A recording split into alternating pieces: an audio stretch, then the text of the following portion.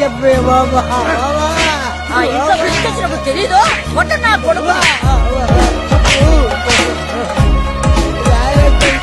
ఏ తల్లైనా ఒళ్ళో ఉయ్యాలు ఊపుద్ది, ఇదేంటి గాల్లో ఊపుతుంది.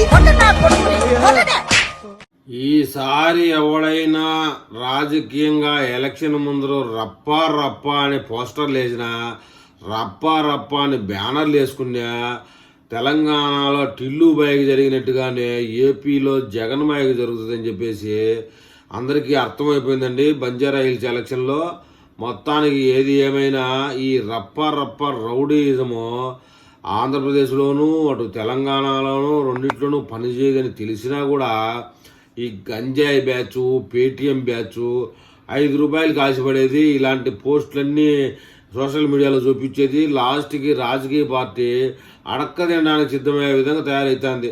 మొత్తానికి ఏది ఏమైనా ఇలాంటి కల్చరు మన జగన్మోహన్ రెడ్డి గారు ప్రవేశపెట్టి తెలంగాణకు పాకి తెలంగాణలో బీఆర్ఎస్ పార్టీ సంకనాగిపోయింది, వైసీపీ పార్టీ కూడా ఇంకేదో నాగిపోయింది అనుకోవాలి.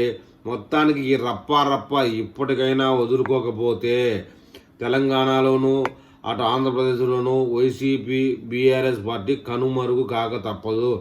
ఈ విషయంలో మన తెలుగు ప్రజలు ఏమని కామెంట్ చేస్తారో చూద్దాం.